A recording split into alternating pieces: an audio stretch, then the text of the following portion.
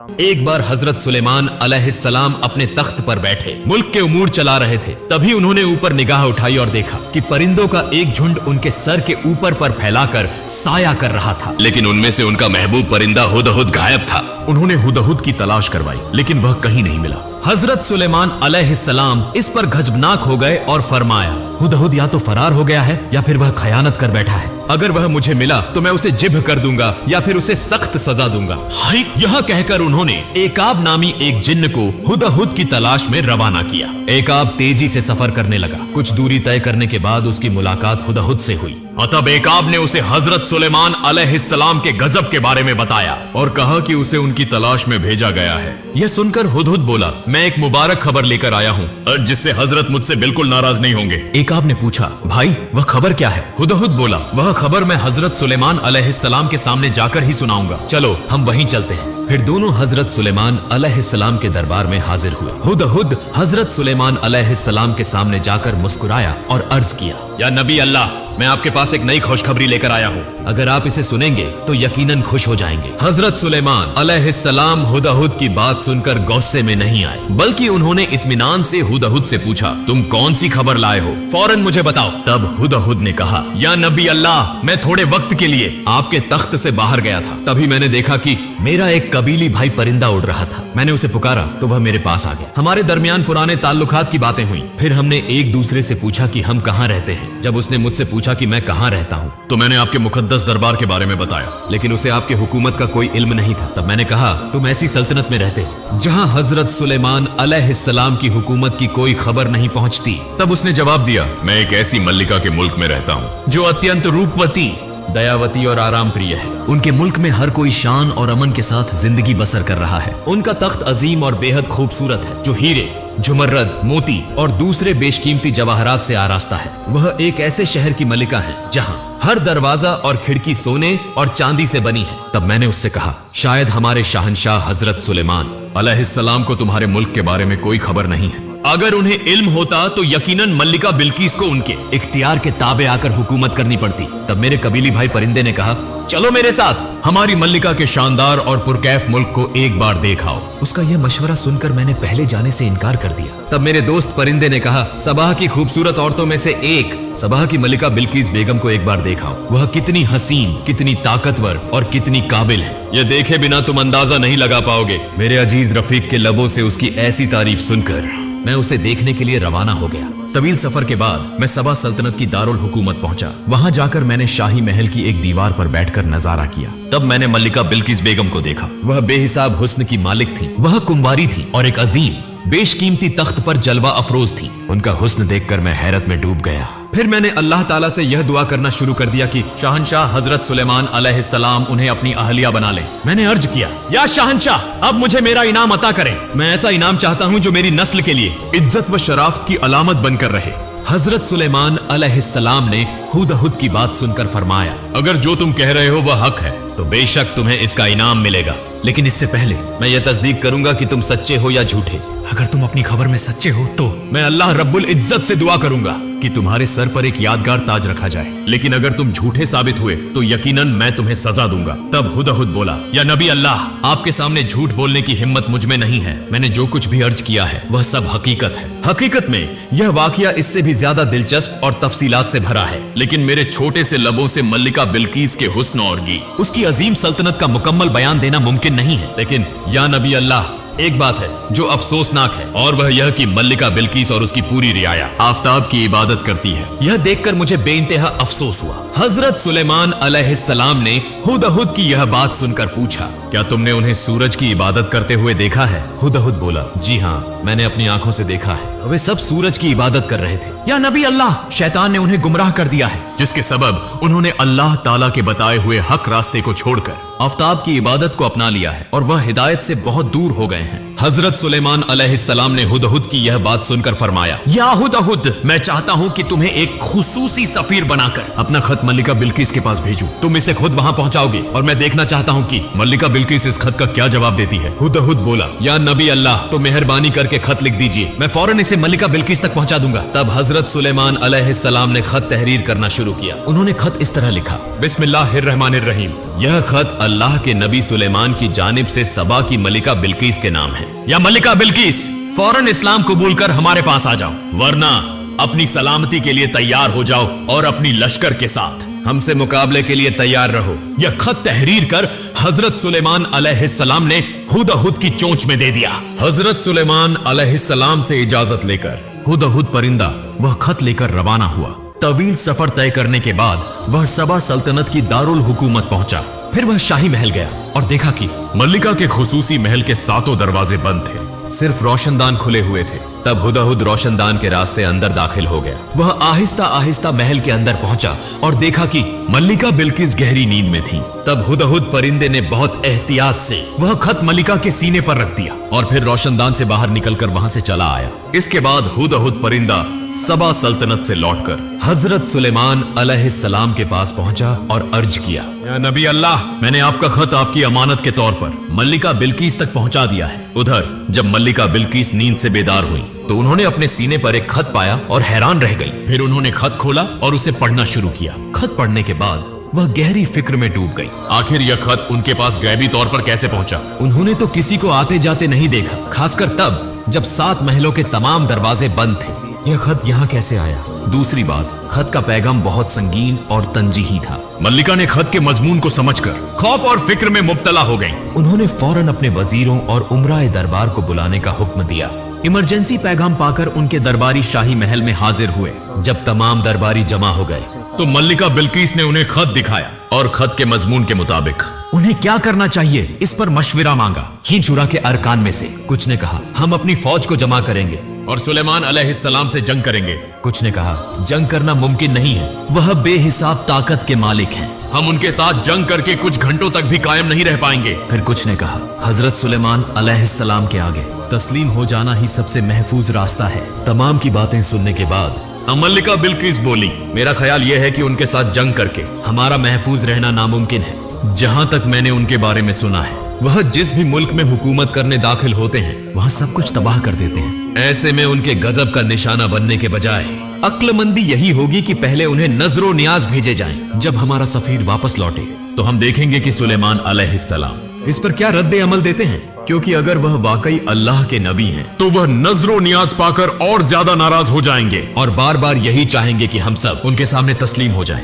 लेकिन अगर वह सिर्फ इस दुनिया के एक मामूली बादशाह हैं, तो वह इन तोहफों को पाकर राजी हो जाएंगे। जब मल्लिका बिल्किस ने यह बातें कही, तो उनकी शूरा के तमाम अरकान इस मशवरे से मुत्तफिक हो गए। मल्लिका बिल्किस ने तोहफे भेजकर यह मालूम करने का मंसूबा बनाया कि हजरत सुलेमान अलैहिस्सलाम वाकई अल्लाह के नबी हैं या नहीं, क्योंकि अगर वह नबी हुए तो वह इन तोहफों को हरगिज कबूल नहीं करेंगे। अब वह मल्लिका पर इस्लाम का कबूल करने के लिए जोर देंगे, और अगर वह सिर्फ एक सल्तनत के हाकिम हैं, तो वह तोहफे कबूल करके मल्लिका को निकाह का पैगाम भेजेंगे। इसके बाद मल्लिका बिल्किस ने अपने लश्कर में से एक दस्ते को मुंतखब किया और उन्हें हजरत सुलेमान अलैहिस्सलाम के पास भेजने के लिए नजरो नियाज सौंपे। तोहफे के तौर पर मल्लिका बिल्किस ने उन्हें 7 सोने की और 7 चांदी की ईंटें अता की, साथ ही नायाब मोती, जवाहरात और दूसरे कीमती पत्थर दिए। इसके अलावा उन्होंने तमाम तोहफों को सोने के धागों से बुने हुए कपड़े से ढककर शीशे के संदूकों में रखवाया। इसके बाद वह सफीर मल्लिका बिल्किस से रुखसत होकर हजरत सुलेमान अलैहिस्सलाम के शाही दरबार की तरफ रवाना हुए।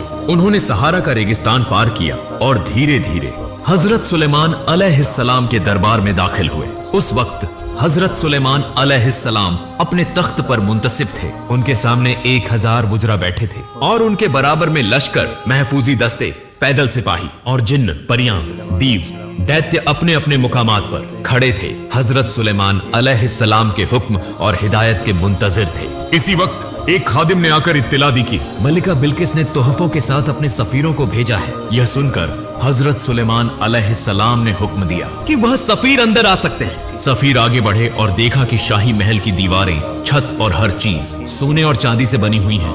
इसके अलावा तख्त के चारों तरफ कीमती पत्थरों से शानदार नक्काशी की गई थी। शाही महल की इस अजीमुशान फनकारी को देखकर उन सफीरों को अपने लाए हुए तोहफे इंतहाई मामूली लगे, जिससे वह बहुत शर्मिंदा हो गए और वह इतने शर्मसार हुए कि आगे बढ़ने में हिचकिचाने लगे। ठीक उसी वक्त हुदहुद परिंदे ने उन्हें हौसला दिया और हजरत सुलेमान अलैहिस्सलाम के सामने आगे बढ़ने का इशारा किया। इसके बाद वह हजरत सुलेमान अलैहिस्सलाम के पास पहुंचे, उन्हें मुनासिब अदब पेश किया और उनके सामने तोहफे रखे। हजरत सुलेमान अलैहिस्सलाम ने इन तोहफों को देखकर फरमाया, क्या तुम मुझे इन तोहफों से राजी करना चाहते हो? मेरे अल्लाह ने मुझे इससे कहीं ज्यादा अता फरमाया है। इन तोहफों को वापस ले जाओ और अपनी मल्लिका से कहो कि अगर उसने इस्लाम कबूल करने से इनकार किया तो मैं अपनी फौज के साथ हमला करूंगा, जिससे उसकी पूरी सल्तनत तबाह हो जाएगी और वह सब अपने तख्त से महरूम हो जाएंगे। इसके बाद सफीर हजरत सुलेमान अलैहिस्सलाम के शाही दरबार से रुखसत होकर धीरे धीरे मल्लिका बिल्किस के शाही दरबार की जानिब लौटने लगे।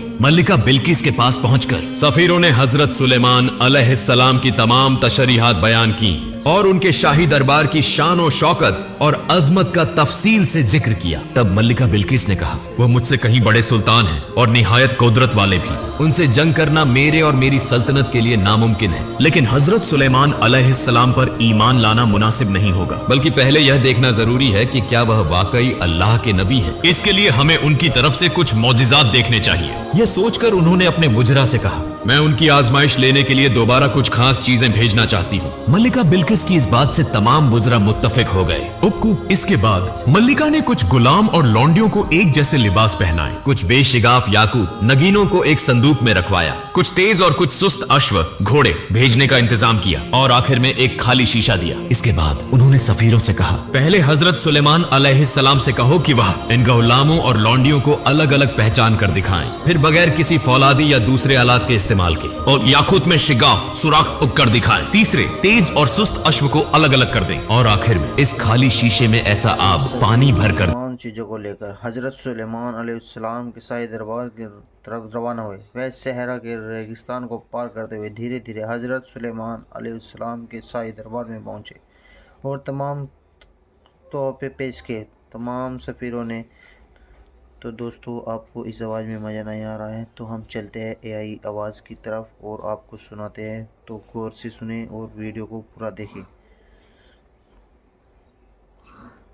तमाम गुलामों और लौंडियों को हुक्म दिया कि वह जाकर वुजू करें। तब मर्दों ने सिर्फ अपनी उंगलियां धोईं, जबकि औरतों ने अपनी कलाइयां तक धोईं। इसी दौरान हजरत सुलेमान अलैहिस्सलाम ने फरमा दिया, जिन्होंने सिर्फ उंगलियां धोई हैं वह मर्द हैं और जिन्होंने कलाइयों तक धो लिया है वह औरतें हैं। और इसके बाद याकूत को जमीन पर रख दिया गया और हजरत सुलेमान अलैहिस्सलाम ने एक खास किस्म के कीड़े को हुक्म दिया कि वह उन नगीनों में शिगाफ कर दे। तीसरे इम्तिहान में हजरत सुलेमान अलैहिस्सलाम ने अश्वों के सामने चना और घास रखवाई और देखा गया कि सुस्त अश्व जल्दी जल्दी चना खाने लगे, जबकि तेज अश्व थोड़ी देर तवक्कुफ करने के बाद घास खाने लगे। तब हजरत सुलेमान अलैहिस्सलाम ने तेज और सुस्त अश्वों के बीच का फर्क वाज़ेह कर दिया। इसके बाद हजरत सुलेमान अलैहिस्सलाम ने उस खाली शीशे को लाने का हुक्म दिया। तब सफीरों ने वह खाली शीशा हजरत सुलेमान अलैहिस्सलाम की खिदमत में पेश किया। हजरत सुलेमान अलैहिस्सलाम ने फरमाया, मैं इस खाली शीशे का क्या करूं? तब दूतों ने कहा,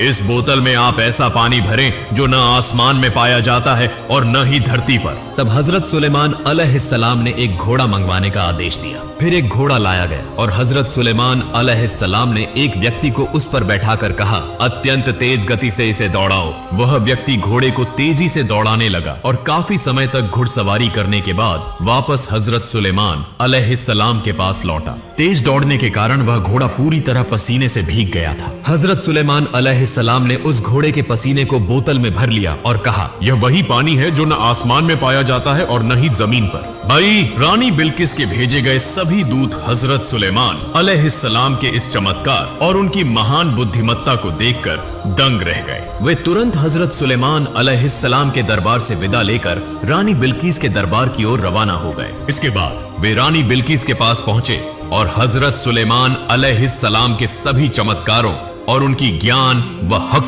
हिकमत को विस्तार से बयान किया।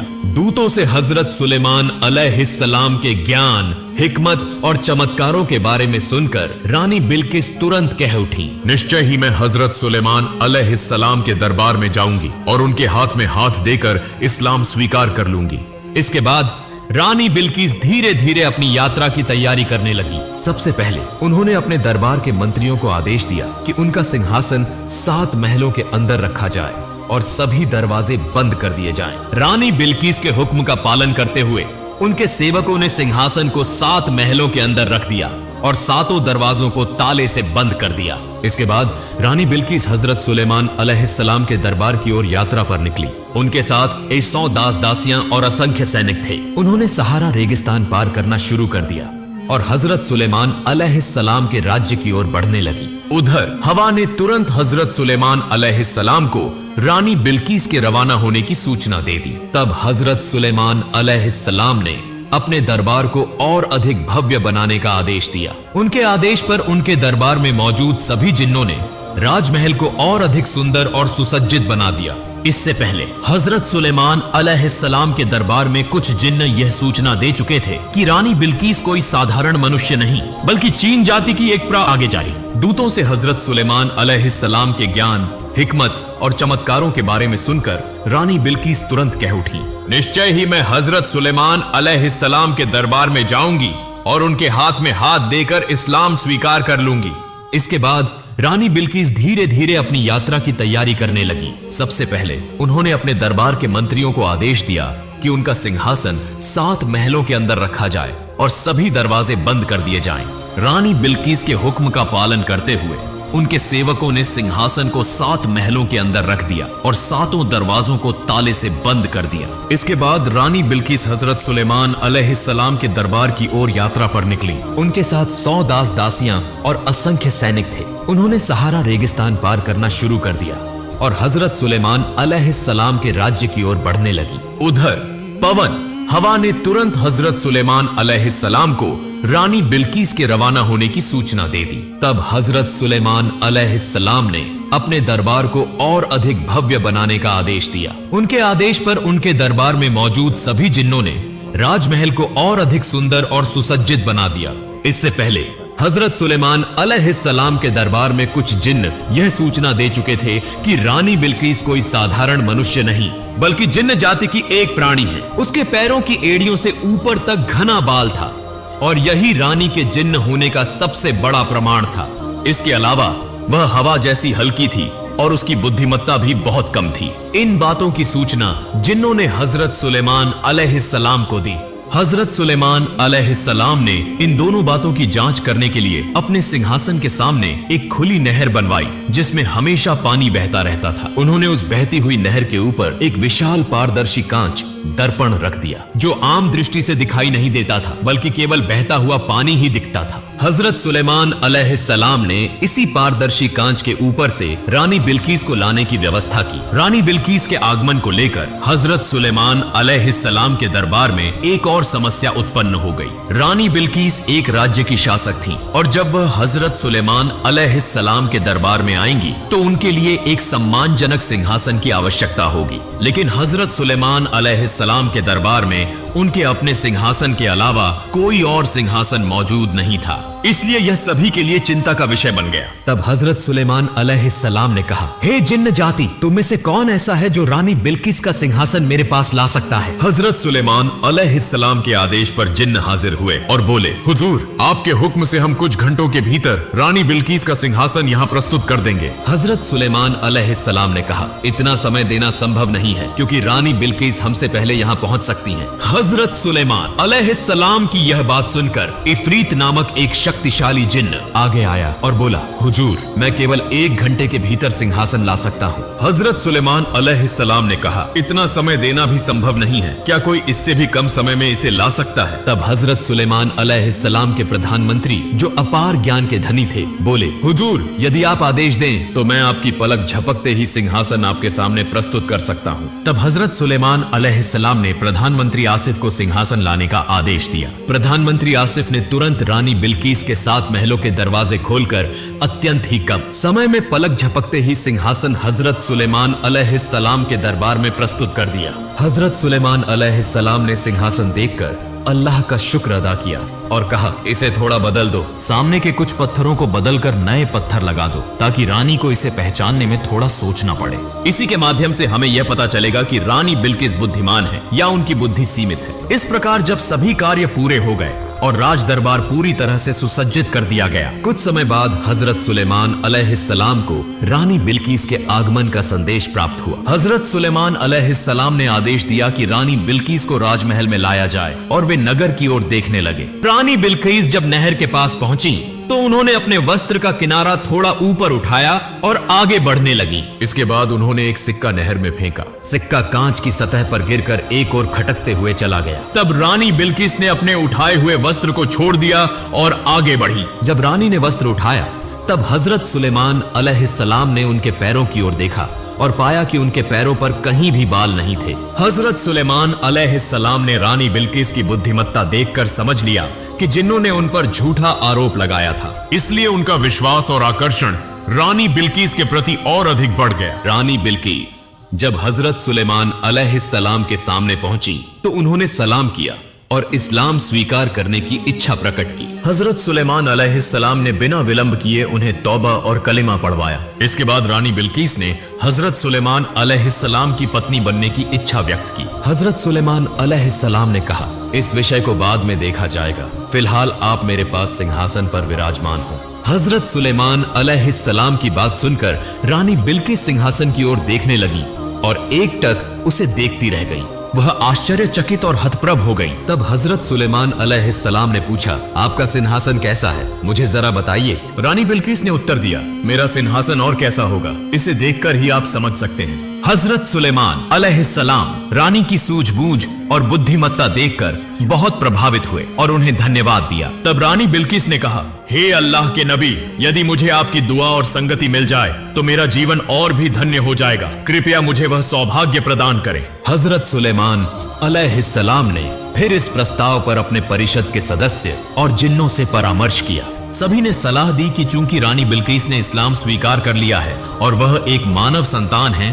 तो इस विवाह में कोई बाधा नहीं होनी चाहिए। सभी की सलाह सुनकर हजरत सुलेमान अलैहिस्सलाम ने शीघ्र ही विवाह की तैयारियों में लग गए। अल्प समय में उनका विवाह संपन्न हो गया। हजरत सुलेमान अलैहिस्सलाम के परिषद के सदस्य, उनकी उम्मत और सभी लोग हजरत सुलेमान अलैहिस्सलाम और रानी बिल्किस के इस शुभ विवाह का हर्षोल्लास के साथ आनंद लेने लगे। हजरत सुलेमान अलैहिस्सलाम की पत्नियों की संख्या पहले 300 थी, अब वह 301 हो गई। उनके राजमहल में 700 रखेलें दासियां थीं। इस तरह कुल मिलाकर उनके हरम में 1000 स्त्रियां थीं। जब वह अपने अनर्त महल में जाते तो सभी पत्नियां उनके सामने खड़ी रहती और रखेले दासियां उनके पीछे। उन सभी में हजरत सुलेमान अलैहिस्सलाम ने रानी बिल्किस को सबसे अधिक सम्मान दिया। जब रानी बिल्किस उनके पास आती तो बाकी सारी पत्नियां और दासियां दूर हट जाती ताकि हजरत सुलेमान अलैहिस्सलाम और रानी बिल्किस अधिक समय तक आनंद उठा सके। हजरत सुलेमान अलैहिस्सलाम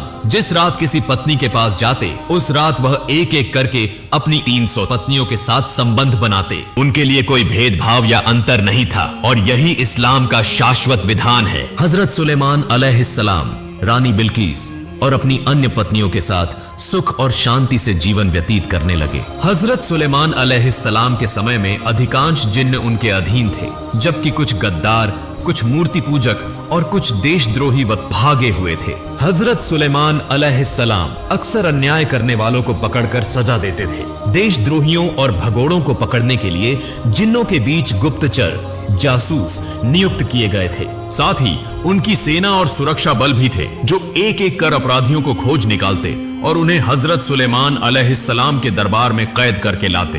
एक दिन रानी बिल्किस के अनुरोध पर हजरत सुलेमान अलैहिस्सलाम ने उन्हें अपने साथ सिंहासन पर बिठाया और समुद्री यात्रा पर निकल पड़े। हवा उनके सिंहासन को लेकर कई देशों की यात्रा करती रही और फिर एक गहरे और असीम समुद्र के ऊपर स्थिर होकर ठहर गई। रानी बिल्किस ने पूरी तन्मयता से समुद्र के दृश्य का आनंद लिया। इसके बाद हवा उनके सिंहासन को एक विशाल द्वीप पर ले आई। वहां वे दोनों उतरे और प्राकृतिक सौंदर्य से युक्त वृक्षों, नहरों, झरनों और पर्वतों का अवलोकन किया। जब हजरत सुलेमान अलैहिस्सलाम और रानी बिल्किस वहां पहुंचे तो जिन्नों ने कई हजार देशद्रोही और भगोड़े जिन्नों को हजरत सुलेमान अलैहिस्सलाम के समक्ष प्रस्तुत किया। हजरत सुलेमान अलैहिस्सलाम ने उन्हें मृत्यु दंड देने का निर्णय लिया। बप्पा मानने की तब रानी बिल्किस ने उनके प्राणों की भीख मांगते हुए हजरत सुलेमान अलैहिस्सलाम से प्रार्थना की। बम पर ताहिद रानी बिल्किस की प्रार्थना के कारण हजरत सुलेमान अलैहिस्सलाम ने कहा, ये जिन्न लंबे समय से मेरे विरुद्ध षड्यंत्र रच रहे थे, इन्हें क्षमा नहीं किया जा सकता, लेकिन यदि तुम इन्हें अपनी देखरेख में आज्ञाकारी और सच्चे मुसलमान बना सकती हो तो मैं इन्हें जीवन दान दे सकता हूँ। तब रानी बिल्किस ने सभी जिन्नों से इस्लाम स्वीकार करने की शपथ दिलवाई और उन्हें अपनी देखरेख में ले लिया। वे जिन्न जीवन भर रानी बिल्किस के आज्ञाकारी बने रहे। इसके बाद हजरत सुलेमान अलैहिस्सलाम ने वहां की यात्रा समाप्त कर धीरे धीरे रानी बिल्किस के राज्य सबा की ओर प्रस्थान किया। दोपो के रानी बिल्किस सहित तख्त ए सुलेमान को लेकर हजरत सुलेमान अलैहिस्सलाम सबा राज्य में पहुंचे। सबा राज्य पहुंचने के बाद हजरत सुलेमान अलैहिस्सलाम वहां लंबे समय तक रहे और पूरे राज्य का निरीक्षण किया। अंत में हजरत सुलेमान अलैहिस्सलाम ने सबा राज्य के सभी निवासियों को इस्लाम की शिक्षा दी और उन्हें मुसलमान बना लिया। इसके अलावा उन्होंने वहां के प्रशासनिक अधिकारियों को बुलाकर इस्लामी कानून के अनुसार शासन करने की सलाह दी। उन्होंने जबूर की किताब के अनुसार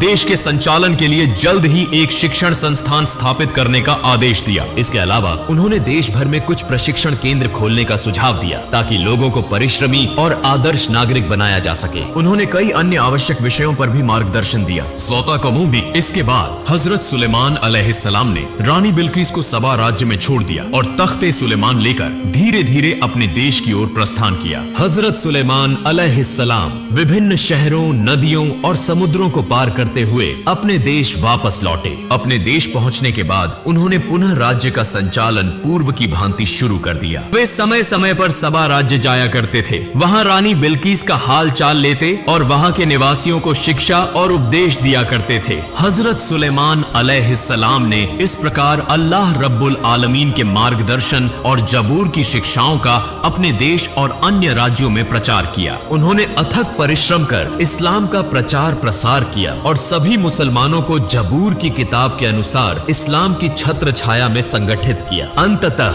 अल्लाह के नबी हजरत सुलेमान अलैहिस्सलाम ने अल्लाह पाक रब्बुल आलमीन के बुलावे को स्वीकार किया और इस दुनिया से विदा हो गए। प्रिय भाइयों और बहनों, आज की इस वीडियो को यहीं समाप्त करते हैं। आपको आज की वीडियो कैसी लगी कृपया कमेंट बॉक्स में जरूर बताइए। अगर वीडियो पसंद आई हो तो इसे शेयर करना न भूलें। फिर मिलेंगे किसी और वीडियो में, तब तक के लिए सब खुश रहें, स्वस्थ रहें। अल्लाह हाफिज।